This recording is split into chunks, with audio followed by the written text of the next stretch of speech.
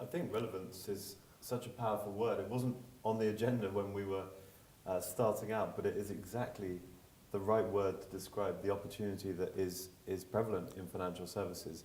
During the crisis of 2008, 2009, despite the fact that disapproval ratings and a lack of trust in banks went skyrocketing, some of the big banks actually got bigger.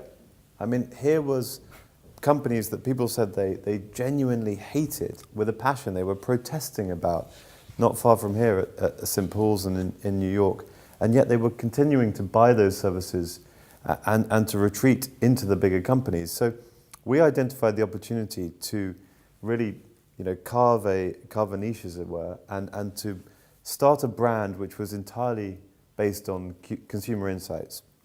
And the way we manifested this was perhaps a bit haphazard, as you do when you're a student starting a business, but very deliberate in terms of the people we hired, and that was really the key to us. So I'd say two big learnings from us in terms of the relevance.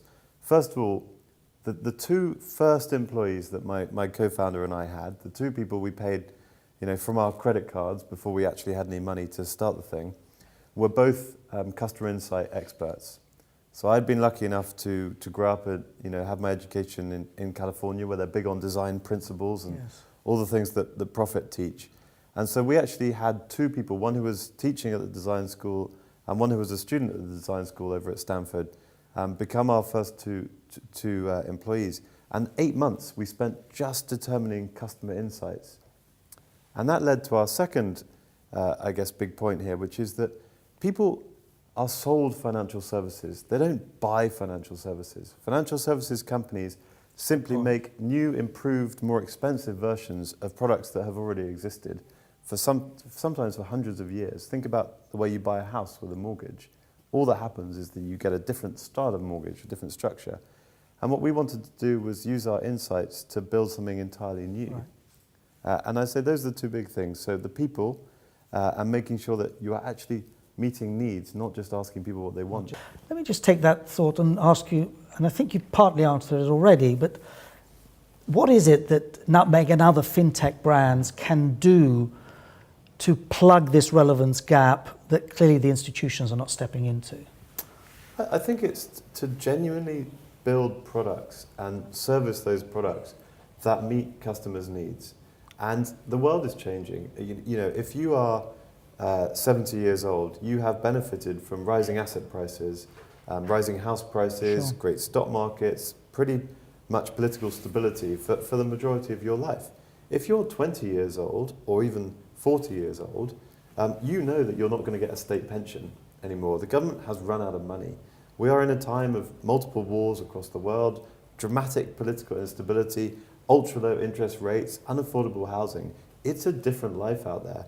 And yet, all the financial institutions are being run by people who own houses, who have lots of money, who want to protect, not to serve. And I think that what we bring as financial technology companies, as new companies, is an understanding of the way that those customers feel, understanding of the life that is ahead of them, and an ability to translate that into products that they really need.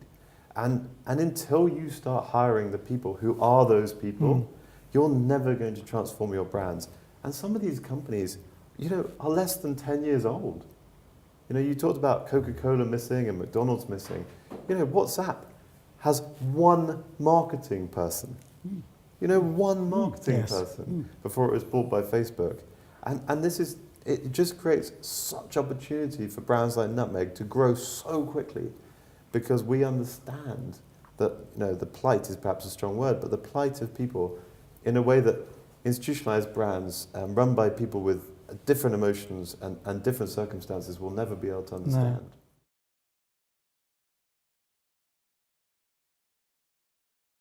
Jumping from that point to British business, are they still focused on controlling as opposed to putting the customer in control, if you see what I mean? Are they still dictating too much in your experience? Yes, it's a very interesting point. It is slightly alarming that there are so few British brands in the top 100 in terms of your relevancy index. And I mean, one thought, of course, we've always, as a nation, been traders. rather than makers. And in a sense, this is showing up. It was interesting that even Dyson, which is a maker, or he's a maker, and a very, very elegant business, does not feature, I don't think, in the top 50.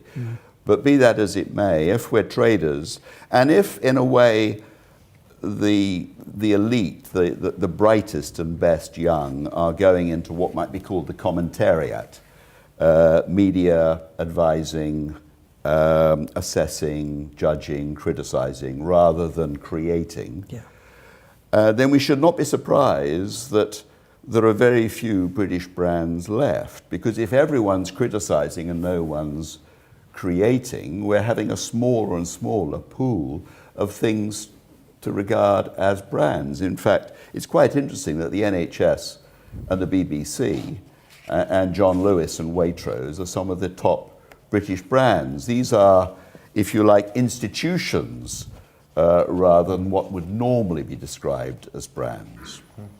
And they're organizations that do have their customer, in the BBC's case, the viewer, at the heart of everything they do. Jade has just arrived, so she will talk better about this than me, but I suspect that the BBC concentrates on being a better broadcaster, and I suspect that Waitrose concentrates on being a better retailer. And I was intrigued that John Kay, the economist, said recently that the banks, if only they'd stop going in for corporate social responsibility as a kind of fig leaf for the inadequacy of their core services, if they concentrated upon being better banks, and as you say, giving greater control to the consumer to define, because consumers are the inventors of brands. I think it was Jeremy Bullmore who said, consumers build brands, or consumers invent brands rather as birds build nests from bits and pieces they come across. They are the creators of these brands, and therefore the firm is trying to put the bits and pieces out there, out of which imagery, ideas, needs, wants are created. And perhaps one of the problems with British branding is we try and do that, perform that service, that manufacturing service, too much ourselves, and do not allow, if you like, the creative consumer to interpret a much richer field of experiences that we lay on for them or provide. Which is, of course, what digitally led brands force you to do. It's the control point again, because we don't trust people to make up their own minds, in a way that some other brands do. We are saying, here's what we are, and here's what you must think of us. Yes. Why? Why? Why can't it be, here's what we are, and we're brave enough for you to think about us. Stand there naked in front of the consumer. Well, I mean, yes, absolutely. You first, but...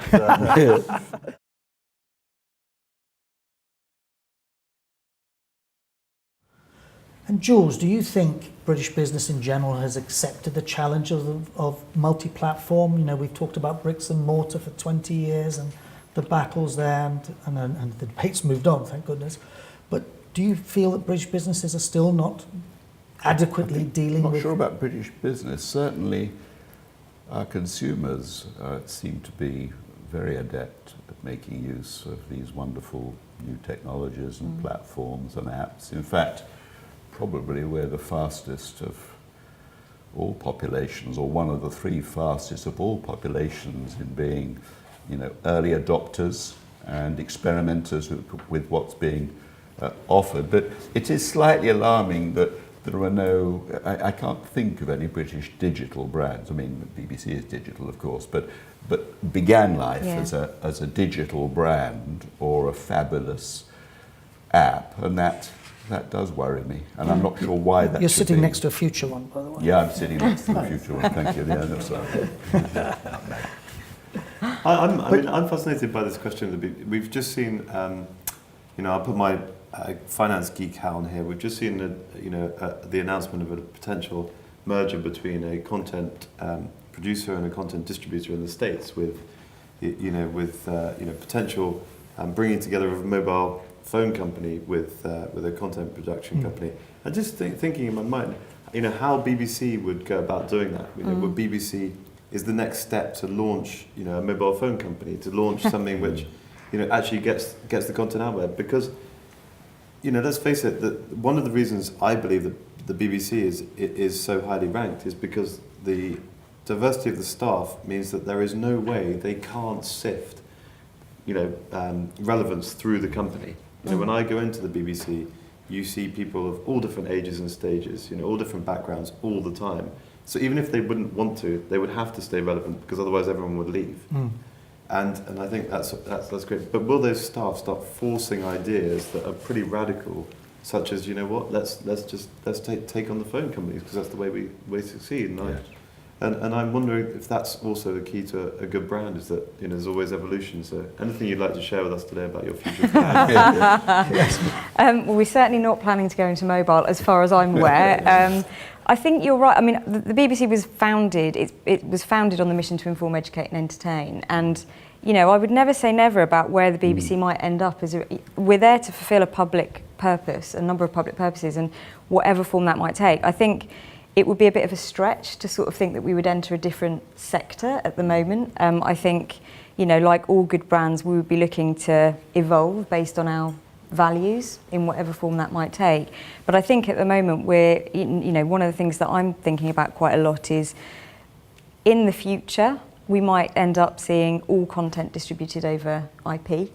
So what does the BBC look like in that space? So what does that mean for the current linear brands? We call linear brands, BBC One, Radio 2, whatever. There are no plans to scrap any of those at the moment. As soon as you say something about a brand people really care about connected to the BBC, people kind of jump on it. But I do think we have to think much further ahead, actually. And in that world where actually people are engaging with you only in a digital space, or primarily in a digital space, apart from sort of through experiential marketing, what do you become? How do you adapt? What sort of brands are people looking for? How do they engage differently in that space to how they engage with you at the moment? So I think we've all got a duty to sort of look ahead. But yeah, we're certainly not planning on going into any new sectors soon.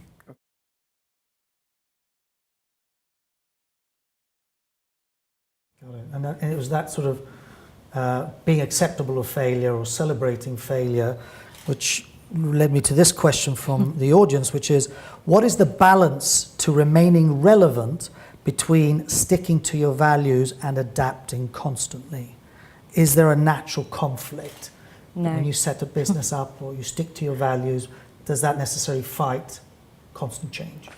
If I just jump in, I don't think it does, actually. No. And I think that, again, one of the reasons that the BBC has remained relevant is because its brand values have remained exactly the same. Rooted there. It's, there's a commitment to quality that has always been there. That means that audiences know what they're going to get when they come to the BBC. Everything is done within the context of inform, educate and entertain. So again, that informs the type of output that we produce. But our output, I've always found it fascinating. The BBC's output is not every single second of every single day our product changes. It's not like we're manufacturing hair shampoo, you manufacture it, you put it on the shelf, then until you invest in some NPD it changes. It is constantly changing every second of every day. And I think in order to kind of maintain that and help audiences understand what they're going to get, it's really important that your brand values stay the same. And I guess in many ways it's an irrelevant question for a startup business, because you started with constant change, and just hearing you talk, you're driven by constant change or adapting to. I'm not sure it's irrelevant. I think it's absolutely critical to put those values in place at the very start of the organisation and reinforce them every day that you're in the office, and every day that you're making decisions like strategic decisions or branding decisions or hiring decisions or product decisions. Everything must stem from values. And I'll give you a great example in financial services. We live in a world where people do not understand how much they're paying for the service that we give them. And most financial services companies, unlike a supermarket where you go to the till and you say, I'm going to pay 99p for my apple or whatever, and you walk out and you can start eating your apple and you're not going to pay.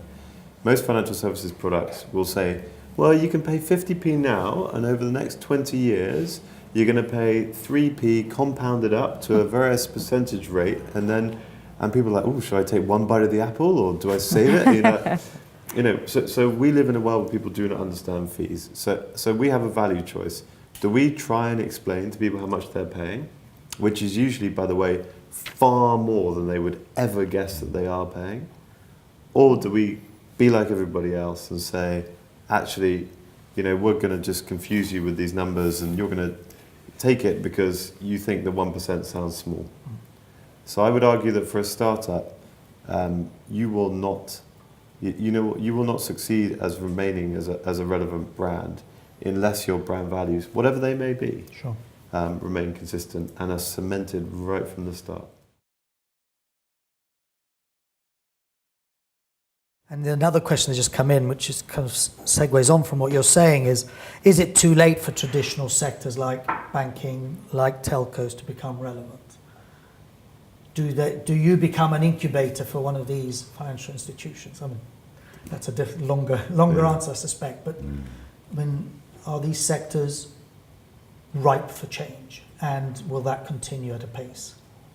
So I think two questions there. One is, yes, the sectors are ripe for change. However, the first question you asked, is it too late? I don't think it's too late at all. It may be new companies like Nutmeg that come and change the sector. It may be existing companies, but the existing companies are not equipped as they sit today to do it. And there needs to be some absolutely massive changes in the mindset of these companies if they want to stay relevant. And I think they could do a lot worse than look at your four key tenets of relevancy and say, how do we stack up to these? Yeah. And I suspect that if they were being honest, they would be performing pretty poorly. Most of the values that financial services companies have are very samey. We want customers to trust us. We believe in the highest standards. It doesn't really mean much in terms of a proper, value. So I'd say there is still an opportunity for companies to do it. It's never too late, but it's going to require some serious bravery and a big shift in mindset.